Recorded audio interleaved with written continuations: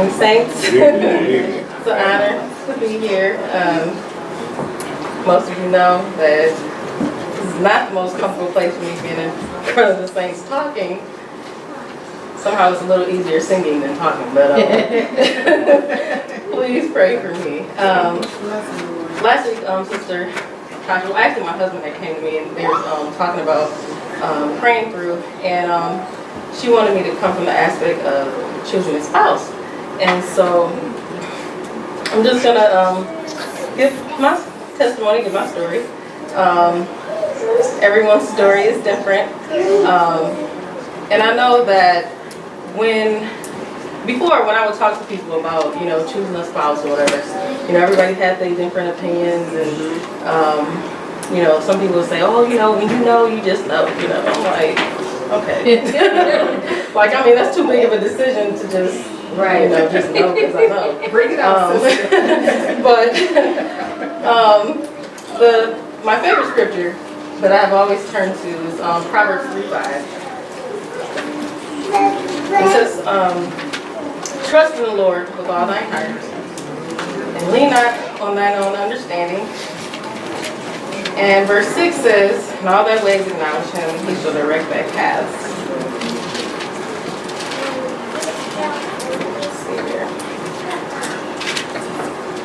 And another scripture that has always been helpful for me in every decision is Jeremiah 10:23. I apologize if I'm rushing. I'm just gonna.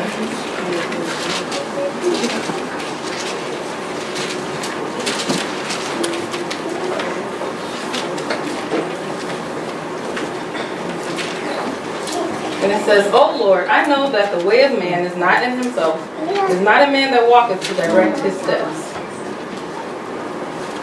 And many times in my experience, I've found that the worst decisions I've made have been when I trusted in myself or thought that I knew the way, this isn't, I can do this, and it'll be okay. And no matter how small a decision or how large it is, one thing that I've learned is that you always need God. Yes. It's never going to be a time that you can just be like, oh, I can just, oh, I know this, No, it is not a man that walketh to direct his steps. You need God every step of the way. And I got saved in 6th grade, got baptized at 11. And I remember it was me and Sister Malia at the time. And I remember I was so nervous about baptism, but I knew how important it was. And even at a young age, I always knew just how serious salvation was. It never was a game for me. It always was very important to me that I was saved. And if I was going to be saved, that I was going to be sincere.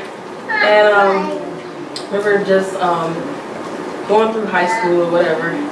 And I remember at one point, someone expressing an interest in me, and at the time, I think a lot of times as young people, it's so easy to get caught up in your feelings and emotions and what's going on right now. And there's two aspects in choosing, when you talk about choosing a mate. There's the spiritual side and there's the physical side, and both of those aspects are very important.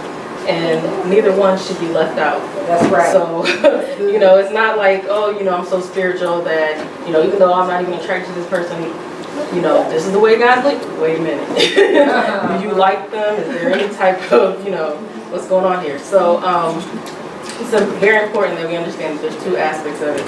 But both of them are very important. And at the time, I think that I was just more, just going with this individual because I was like, oh, they seem nice and I like them, but it wasn't as spiritual as it should have been, and eventually it knocked me off my path. And I remember when God led me to cut it off, and from that point on, God brought me through different things to show me, there's some things that I want to establish in you first before we talk about a spouse. And so when we talk about marriage, I put down a couple questions first when thinking about it. And number one is, are you spiritually where you should be? Are you prepared mentally, physically, spiritually for whatever may come? And are you mature enough to take on another live human being? In the Church of God, we do not date. We do not talk to each other just because you cute, I'm cute, and you nice, and you know. But it's all of this is a part of. God wants to be a part of every single part of our lives, and especially when it comes to choosing somebody for a mate, because this person is going to either add or take away from your life. That's right. And so it's either going to be for your benefit or for your detriment. And not all of us are going to have the same story. Everyone's story is different. Every person is different. And I can't promise you that, just because you're saved and, you did everything right, that it's going to end this way or end that way, it's going to end, perfectly because you did everything right. I can't promise you that. But I can promise you that you can start right. You don't have to start off shy. You don't have to start off wondering whether or not this is what I'm supposed to be doing. Facing your way away, unsure, and you don't have to start that way. You can start with God, and no matter what you lose after that, knowing that you started right and with God, you cannot lose with God. That's right. Amen. He's with you. He's really all you need, and He'll be with you through every change of life. And I just remember thinking about even the vows for marriage. It says, for better, for worse. Meaning this person could get better or worse. Richer or poor. You could get richer or poor. Sickness and in health. Possibility your spouse could end up really, really sick. You might be taking care of them for the rest of your life. You don't know. Or they could get better in health or whatever. But in all these things, it says, better for worse, richer for poor, sickness and in health, to love and to cherish, to have and to hold, till death do us part.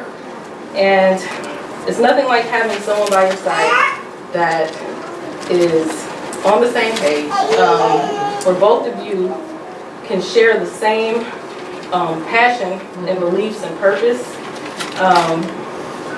There is something that has been very helpful for me is remembering to always keep God first. He's our first love, and all along the way, keep asking Him questions.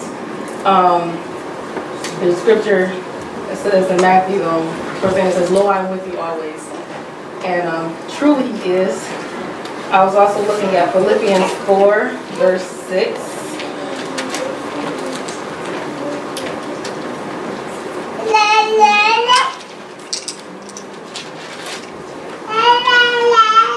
It says, "Be careful for nothing, but in everything by prayer and supplication with thanksgiving, let your requests be made known unto God." And one thing that I want to say is that we don't have to be anxious for marriage, but there's nothing wrong with desiring marriage. And it doesn't mean that you're carnal or fleshy or whatever, because that's something that you desire. But at the same time, it's not something that you should be so anxious for that, someone comes along and you just gone, haven't sought God or nothing, you don't know, whether you're coming or going. Yes. But it is a request that you can make to God. And this is something that is just as important to Him, and sometimes I think for young people, this is one of the spots where most young people struggle most, because everyone feels like once I find that person, that's it, that's it right there, that's, from then on, I'm good, I just need my person, and I'm good. But more than anything, you need God. That's right. And once you really establish a real relationship with God, because you can be of no use to anybody else if you're not spiritually where you should be.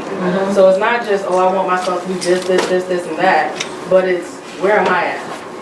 Where could I be that I could be more of a help to them?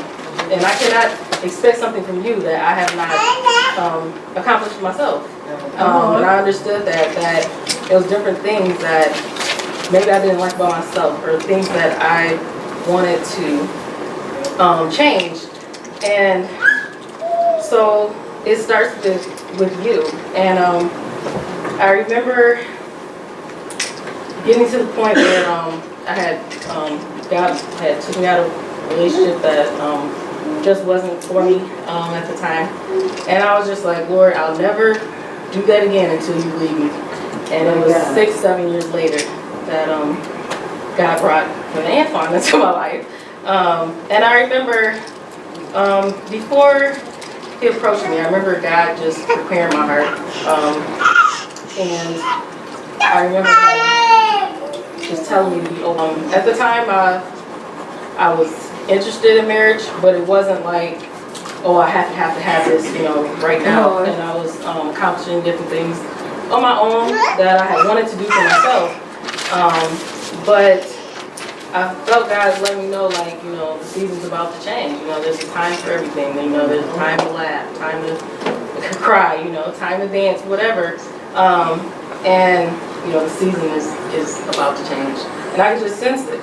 And I remember I had this list of all this stuff that I wanted or whatever. And I think everybody has, ideals of what they want, and to make different things that you think would be good.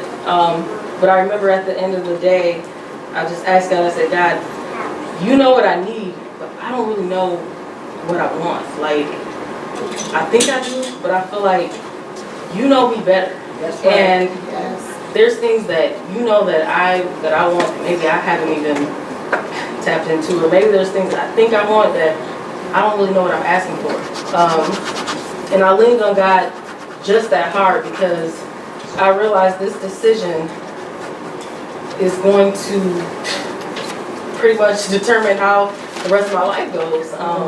That's how serious marriage is. Yes. I definitely believe that marriage is for life. And I understood that whoever I'm married, this is the one that is going to be the leader of my home. This is the one that's going to be over my children. All of that. And I can't just go by a set of ideals. Well, come on, he got the job, this tall, he got this, he got that. He seems saved. No. So it's like, you can't just have, you can't just go by ideals. This person just seems like they would ideally fit. And you think you have all these ideas and who you think this person is. Well, they seem like they seem like we would fit, And you talk to them. But honestly, no one knows better than God, and I can't stress that enough. And I remember, I never would have thought that I would be speaking with Brother Antoine, but I remember God had just told me, be open. I just remember God telling me to be open, and one of the scriptures that He gave me when I was seeking. Because you don't have to necessarily wait until someone approaches you or whatever, but you need to be prepared. You can pray and ask God, like, Lord, lead me in this process. When the time comes, I want to be where I should be. Yes. And so one of the scriptures that God gave me was Proverbs 20, verse 6.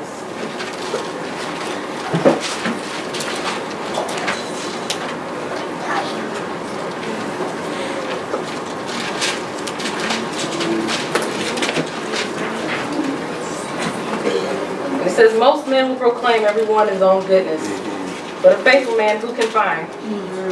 And I just remember at one point, we didn't have that many brothers in the church. It was definitely dry. And I remember, like, we was thinking, like, okay, obviously nothing's about to happen for a long time, Ain't no telling how long, but it's okay. So I just remember at I think it was 2000, it might have been 2010. I remember different brothers getting saved, and over time you see people, and you see the ones that stick and the ones that end up falling away. And I remember I was kind of surprised because when Antoine came and he did not really have any ties in the Church of God. And he just, I just noticed how he stuck it out. You know, he stayed in it and had a daughter as well and everything. But you could tell he was sincere, and that was really important to me.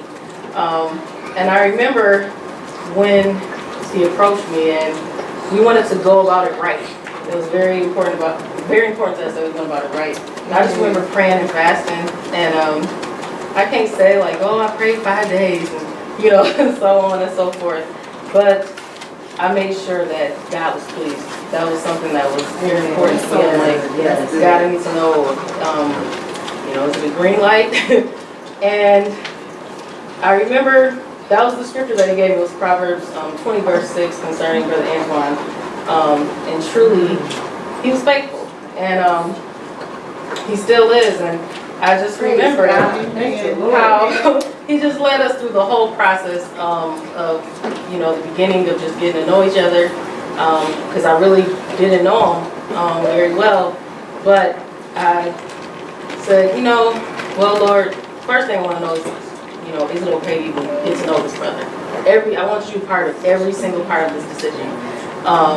So I just remember I prayed about that, and you know, God led us with that. There was different things along the way. I remember when he did get sick, and I remember like, God, like, you know, what's going on here? You know, and I just remember he was really going through in his body, and I remember somebody that was close to me was like, well, you know, it's not good going into that, you know. He's sick already, you know, such. And that's why it's so important that you know for yourself what you're supposed to do. And not that you can't take counsel from others. I don't want to say that you can't listen to others, you know, especially if they have information that maybe you're not aware of, you know, be open to that. But at the same time, don't lean too heavily on other people's opinions. Don't lean too heavily on your own opinion. Seek God, because there's different things that he knows that you don't know. And he knows the future, you know. And so I just remember that brought us closer together when he did get sick. And I remember like one of the things that was really important to me, and this was just something that was important to me personally, was just how comfortable I felt around him. I felt respected, I felt honored, and I felt cherished.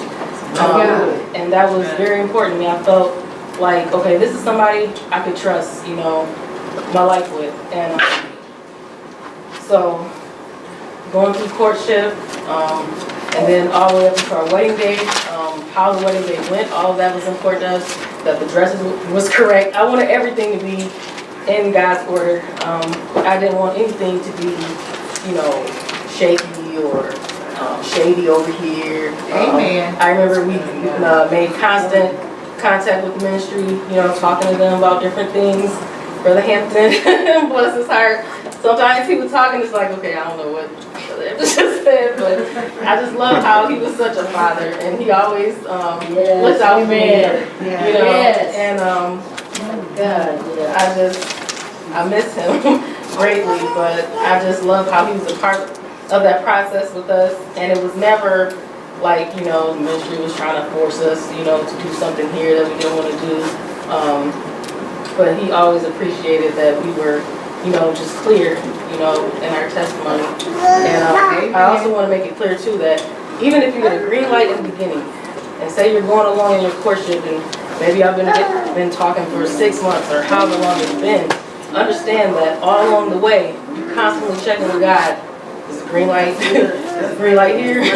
Green light here? You know, there's checkpoints all along the way, because it's a possibility that this person, you know, you can't control what they do. It's very important that make sure you stay close to God, you know, during that process, because sometimes people get lost in it. They get consumed with it, and they don't realize when something is off, and it's like, okay, wait a minute. God might be saying, you need to stop right here. And, you know, you going like, but you already told me I could. Okay, but now I'm saying, I need you to come this way, because I don't know if this is still safe for you. And God knows, you know, so it's important that all along the way, we're asking God, like, God, is this okay? Like, are you okay with me, continuing this? And even different things that you might do during your courtship or during the time that you're getting to know the person, just making sure that everything you do is clear, nothing questionable, because it also helps to establish the respect between the both of you. And a lot of times people lose that respect when they cross lines here, maybe it didn't seem that big of a deal then, but because you were shady here, they kind of looking at you different. So now they're treating you different. Maybe she's thinking like, oh, he ain't that serious. Or, and it kind of causes a different vibe in the relationship. So it's always important to keep that respect between the two of you, spiritually, as well as physically. So not just not touching each other, but also making sure the way we conversate with each other, the places that we go together, how are we doing this whole process? We're not just saying, oh, but I just love him and I'm just in love. Okay, great. But at the same time, you're saved. And it's very important that you be an example. And that you keep God as your first love. And I just feel like as long as you do that, God will lead you through every single part of it. And you don't have to feel like, oh, marriage is a gamble, it's a risk, I don't know, things can happen. I mean, yes it is, but when you're doing it with God, you don't have to feel like that. You don't have to feel like, oh, I don't know, he might be this. God isn't going to lead you into no mess. So that's right. It becomes a mess later because that individual maybe, whatever. But it should never start off as a mess. That's right. Amen. That is true. Amen. So I wanted to.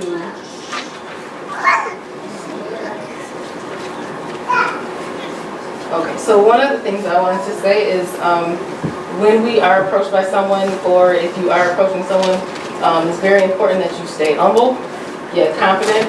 So you don't have to accept just anyone that comes your way, but respect everyone who does, and understand that it is an honor each time someone would even consider, a life with you. That's an honor. So no matter who it is, be respectful. Don't try to act like, I'm too good for this person, or All right, because it's important to be humble. And you might miss out on something thinking that you're too big for this, and whatever. But anyway, I just wanted to say that for myself, that was just some of the things that God just taught me along the way, and just showed me, even how to carry myself with the opposite sex outside of marriage, all of that. Just a couple things that I wanted to mention is just the importance of making sure that we're carrying ourselves in a way where we're respecting the opposite sex and that person that is talking to you, and it doesn't always have to be considered a marriage relationship or whatever. It could be that maybe this brother or sister, is saying, hi, how you doing? Don't be so quick to assume like, oh, I think they like me, or whatever. So it was always important to me that, making sure that their intentions are clear, that they tell you where they're going, that you know where this is going, and that you're confident, that I'm going in the right direction. And this is where I'm supposed to be right now. And I just remember me and Antoine and our wedding day and everything, and I was just so pleased with how God worked everything out. I have no regrets.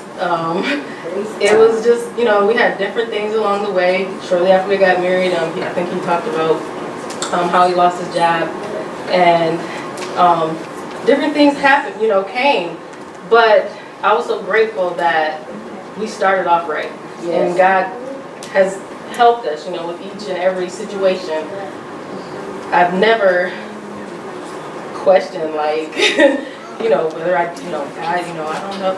But God has been, every step of the way, just leading us. through every hardship, you know, when things got better, when things got worse, God was there. And I was very appreciative that God helped me through that process, and gave me someone who was not just a husband, but a friend, a confidant, you know, somebody that knew me.